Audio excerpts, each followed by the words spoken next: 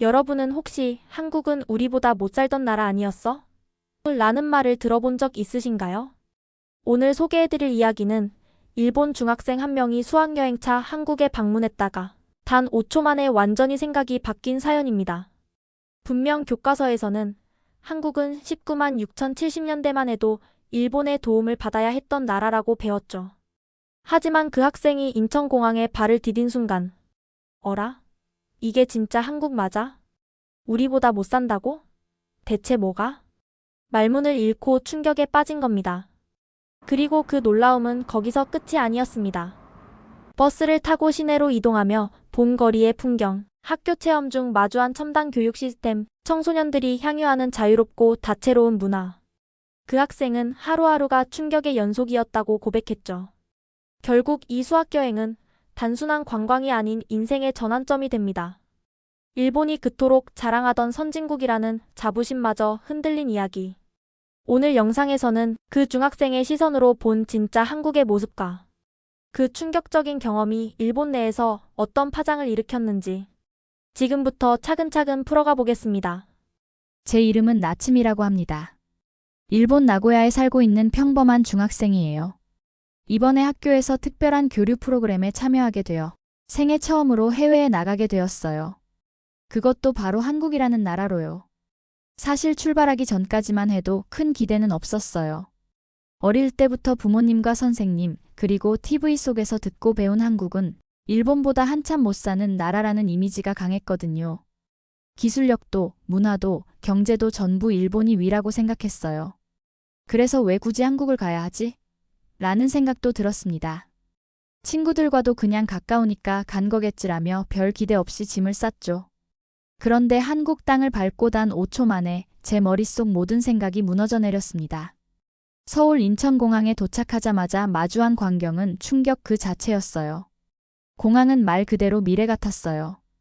깨끗하고 넓은 건 기본이고 안내 시스템은 일본보다 훨씬 친절하고 효율적으로 느껴졌어요. 자동화된 입국 심사대, 공항 내 전기 셔틀, 수많은 다국어 안내판들. 우리가 가르쳐온 한국이 이런 곳이었어? 라는 생각이 머릿속에서 떠나질 않았습니다. 그리고 서울 시내로 들어가는 고속도로에 올랐을 때 또 한 번 충격을 받았죠. 도로는 넓고 정리정돈이 잘 되어 있었고 무엇보다 눈에 띈 건 지나가는 차량들 대부분이 현대나 기아 같은 한국 브랜드였다는 점이에요. 게다가 전기차 비율도 높고 심지어 자동차 디자인마저 세련돼 보였어요. 일본에서도 보기 힘든 전기버스가 자연스럽게 달리고 있고 교통카드 하나로 지하철, 버스, 택시까지 다 되는 시스템은 솔직히 부러웠습니다. 첫날 묵게 된 숙소는 한 외국인 전용 게스트하우스였는데 여기도 일본과는 완전히 다른 분위기였어요. 주인은 영어와 일본어, 한국어를 모두 능숙하게 구사했고 카운터에는 QR 결제 시스템이 깔려 있었죠. 특히 신기했던 건 숙소에 비치된 TV에서 일본 프로그램뿐만 아니라 전 세계 스트리밍 콘텐츠가 실시간으로 재생되는 것이었어요. 한국 사람들이 이런 콘텐츠 접근성까지 가지고 있다니 하는 생각이 들면서 제 세계관이 조금씩 흔들리기 시작했습니다. 둘째 날 본격적인 교류 프로그램 일정이 시작되었어요. 서울의 한 중학교를 방문하게 되었죠. 이때 저는 두 번째 충격을 받았어요. 일본 학교와 너무도 달랐기 때문이에요. 교실에는 스마트보드가 설치되어 있었고 학생들은 태블릿으로 수업 자료를 보고 선생님은 와이파이를 통해 실시간 자료를 공유하고 있었어요. 전자칠판, 클라우드 기반 수업, 그리고 학생들이 자기 의견을 자유롭게 말하는 모습까지 이게 진짜 21세기 교육이구나 싶었어요. 물론 우리 학교도 디지털 수업이 전혀 없는 건 아니지만 이렇게 체계적이고 학생 중심적인 시스템은 본 적이 없었어요. 무엇보다 교사와 학생 사이의 거리감이 적고 서로를 존중하는 분위기가 강하게 느껴졌습니다. 일본보다 기술은 낙후되어 있을 것이다라고 생각했던 제가 이렇게 한국 학생들을 보며 부러움을 느끼게 될 줄은 몰랐어요. 이틀째 저녁 한식당에서 먹은 저녁 식사도 잊지 못해요. 밥상에 수많은 반찬이 가지런히 올라오고 모두가 함께 나눠 먹는 문화는 처음엔 조금 낯설었지만 금세 익숙해졌습니다. 김치, 불고기, 된장찌개 하나같이 정성이 가득 담긴 음식들이었고 특히 반찬을 나눠 먹으며 자연스럽게 대화가 오가는 분위기가 너무 따뜻하게 느껴졌어요. 우리는 일본에서 개인 접시에 따로 담아 먹는 게 익숙해서인지 이 공유의 문화가 정말 신선하게 다가왔죠. 그날 밤 숙소에 돌아와 친구들과 대화하던 중 모두가 공통적으로 같은 말을 했어요. 우리 너무 오만했던 것 같아. 정말 그랬어요. 우리는 지금까지 한국은 일본보다 뒤처진 나라라고 생각해왔지만 실제로 한국에서 겪은 일상은 그런 편견을 여지없이 깨뜨렸습니다. 거리 곳곳에서 마주한 최신 기술, 따뜻하고 빠른 시민들의 응대, 문화에 담긴 공동체 의식 저는 점점 스스로 부끄러워지기 시작했어요. 그리고 동시에 깨달았습니다. 지금까지 우리가 알고 있었던 한국은 진짜 한국이 아니었다는 걸요. 셋째 날 첫 인사를 마치고 수업에 들어갔을 때는 진짜 더 놀랐어요. 강의실 앞에 서 계신 선생님은 마치 대학 강연을 하듯 차분하게 말씀하시고 학생들은 그걸 경청하면서 동시에 노트북으로 필기를 하고 있었어요. 심지어 발표 수업에서는 학생들이 직접 만든 자료를 PPT로 공유하며 토론을 하는데 그 수준이 상상을 초월했어요. 역사 수업에서 어떤 학생이 우리 조는 일제강점기 시대의 경제적 변화와 민중의 저항을 중심으로 분석했습니다. 라고 발표하더라고요. 솔직히 일본에서는 고등학생이 저런 주제를 이렇게 체계적으로 다룰 수 있을까? 의문이 들 정도였어요. 저는 그 순간 충격을 넘어 감탄을 했습니다. 그리고 부러웠어요. 쉬는 시간엔 학생들과 짧게 이야기를 나눌 수 있는 기회가 있었는데요. 한국 학생들은 저희에게 일본 문화에 대한 관심을 표현하면서도 자기 나라에 대한 자부심도 가득했어요. 요즘 BTS뿐만 아니라 K-과학도 자랑스러워요. 우리 학교에선 AI 활용 동아리도 있어요. 코딩이나 로봇 만드는 걸 배우고 있어요. 이 말을 들으면서 전 속으로 생각했죠. 일본은 아직도 옛날 방식의 교육에 너무 익숙해져 있나? 한국 학생들은 뭔가 훨씬 더 넓은 세상을 바라보는 것 같아. 그날 체험 수업이 끝나고 저녁 식사 전 간단한 교류 행사가 마련되어 있었어요. 각 나라의 대표 학생이 앞에 나가 소감을 이야기하는 시간이었는데요. 제 차례가 되어 무대에 섰을 때 너무 떨렸어요. 그런데 마이크 앞에서 저도 모르게 이런 말을 꺼냈어요. 저는 오늘 한국의 고등학생들과 이야기를 나누며 한 가지 큰 것을 깨달았습니다. 그건 바로 교육은 지식을 주입하는 것이 아니라 세상을 보는 시야를 넓히는 것이라는 사실이에요.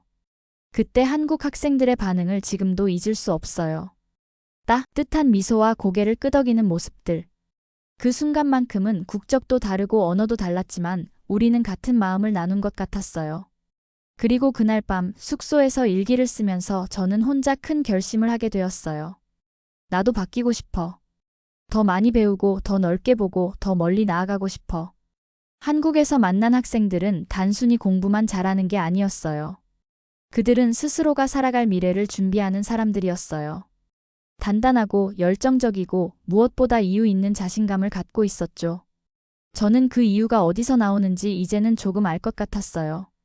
한국의 교육은 단순한 성적 경쟁을 넘어서 자신을 표현하고 사회를 이해하며 공동체와 함께 성장하는 방향으로 나아가고 있었어요.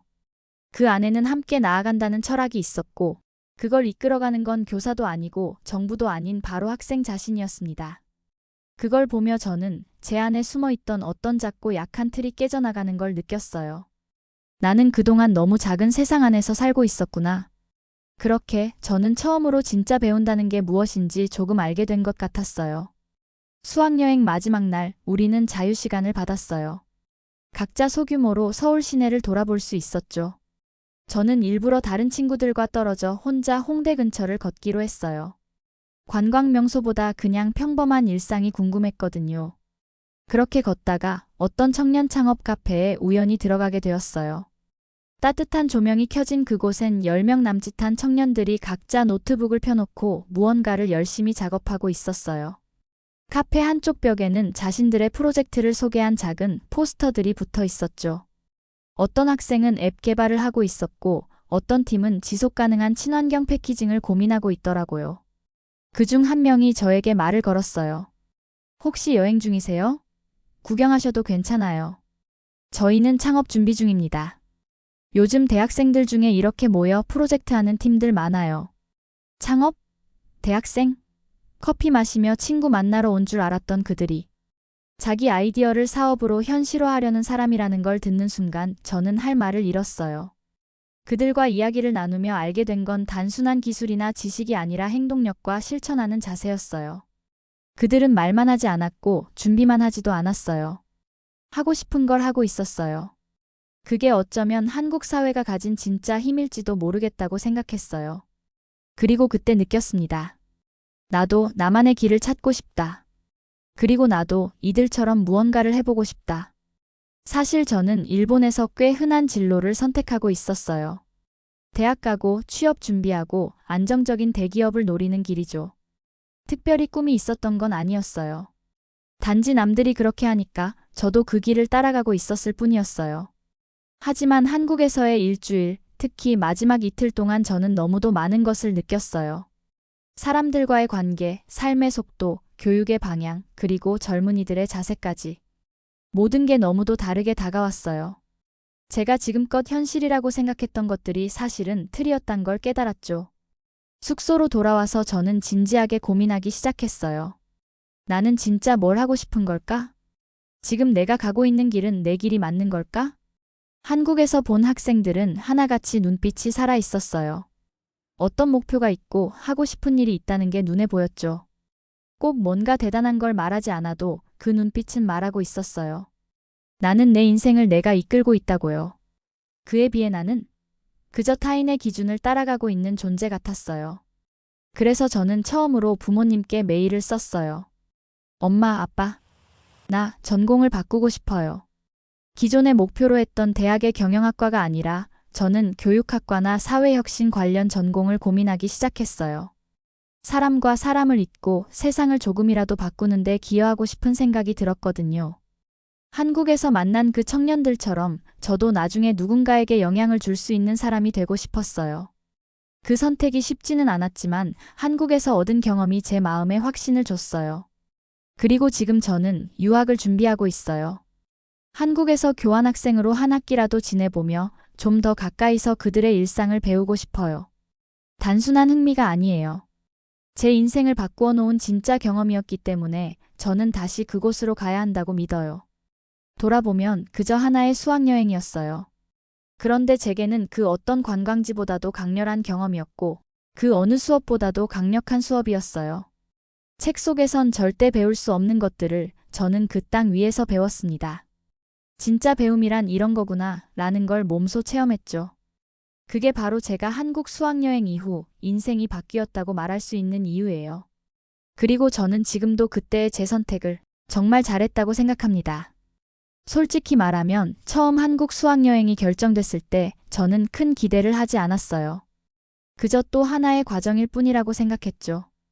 외국도 처음이 아니었고 여행도 익숙했거든요. 하지만 한국에서의 일주일은 제가 알던 그 어떤 여정과도 달랐습니다. 단순히 새로운 나라를 본 것이 아니라 제 안에 무언가를 처음으로 직면하게 된 시간이었어요. 교과서에서만 보던 한국은 실제로는 훨씬 더 다채롭고 복잡하고 살아있는 나라였습니다. 그리고 그 안에서 살아가는 사람들, 그들의 표정과 말투, 태도 하나하나가 저를 흔들어 놓았어요. 특히 또래 학생들과의 만남은 제가 누구인지, 왜 지금 이 길을 걷고 있는지 스스로에게 묻게 만들었죠. 왜 나는 아무런 의문도 없이 정해진 길만 따라가고 있었을까? 한국에서 만난 청소년들은 뭔가 달랐어요.